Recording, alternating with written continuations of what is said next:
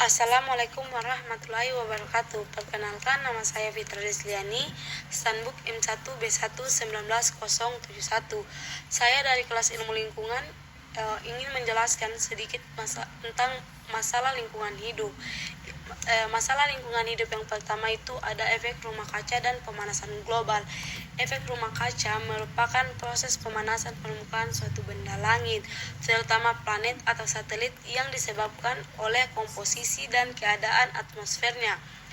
Gas-gas pencemar akan melapisi bumi sehingga sinar matahari yang berhasil menerobos panasnya akan tetap bertahan dan tidak dapat lepas kembali ke atmosfer bebas. Pemanasan global atau global warming juga disebut suatu proses meningkatnya suhu rata-rata atmosfer, laut, dan daratan bumi.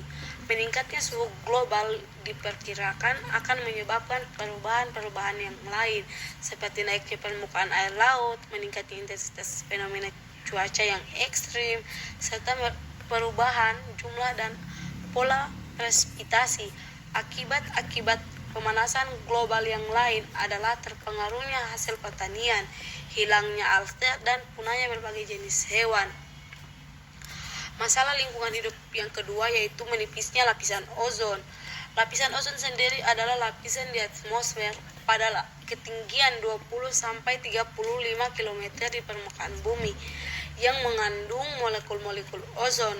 Konsentrasi ozon di lapisan ini mencapai 10 ppm dan terbentuk akibat pengaruh sinar ultraviolet matahari terhadap molekul-molekul oksigen.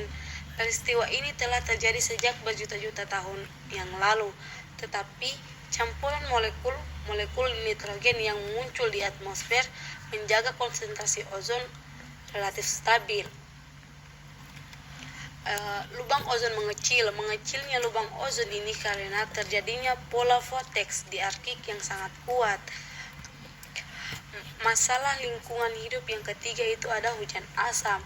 Hujan asam ini diartikan sebagai segala macam hujan dengan pH di bawah 5,6.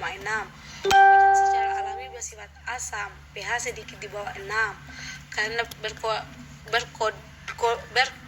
karena karbon dioksida di udara yang larut dengan air hujan memiliki bentuk sebagai asam lemah.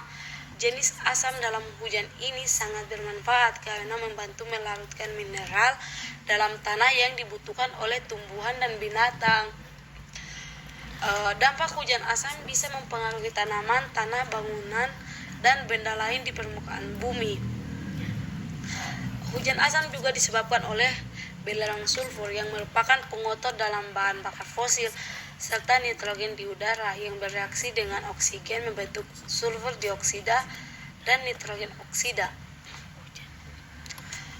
Masalah lingkungan hidup yang keempat yaitu ada degradasi hutan dan berkurangnya luas hutan. Pengurangan luas hutan tersebut diartikan oleh aktivitas manusia, mencakup peladangan berpindah, proyek pembangunan, penjarahan hutan, bencana alam seperti kebakaran, banjir, dan longsor.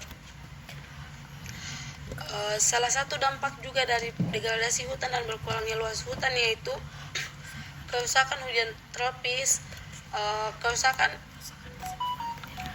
ada juga kerusakan yang disebabkan oleh penjarahan yang dilakukan secara terang-terangan yang menyebabkan hutan-hutan rusak parah.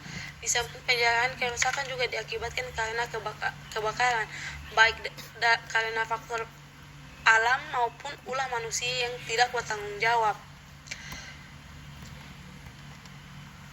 Kerusakan hutan bakau atau mangrove. Hutan bakau atau mangrove lebih dikenal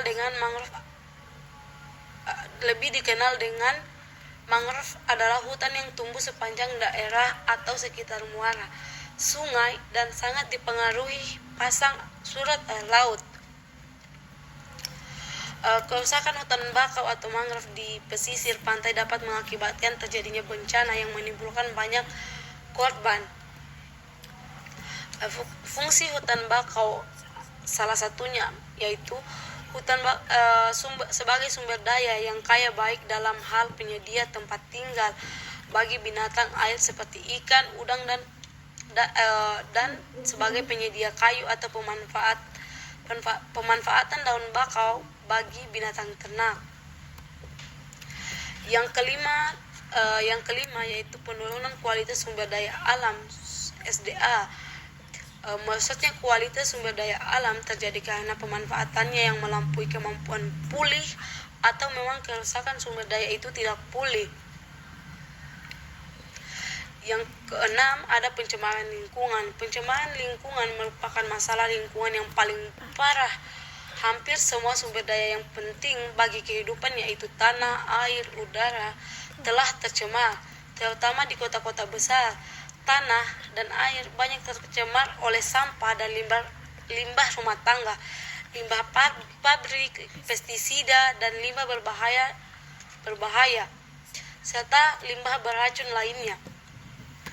Jadi kesimpulan dari materi ini adalah yang pertama itu lingkungan hidup adalah kesatuan ruang dan semua benda, daya, keadaan, dan makhluk hidup termasuk manusia, perilaku yang mempengaruhi kehidupan dan kesejahteraan manusia serta makhluk hidup lainnya.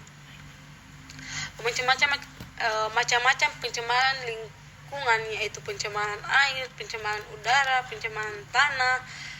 Ada juga upaya yang dapat dilakukan seperti melakukan reboisasi atau penghijauan lahan yang telah rusak, mencegah penebangan liar dan menerapkan sistem tabang pilih, mengurangi penggunaan bahan bakar fosil, menggantinya dengan bahan bakar alternatif. Mungkin ini saja yang bisa saya sampaikan tentang masalah lingkungan hidup. Lebih dan kurangnya mohon dimaafkan. Assalamualaikum warahmatullahi wabarakatuh.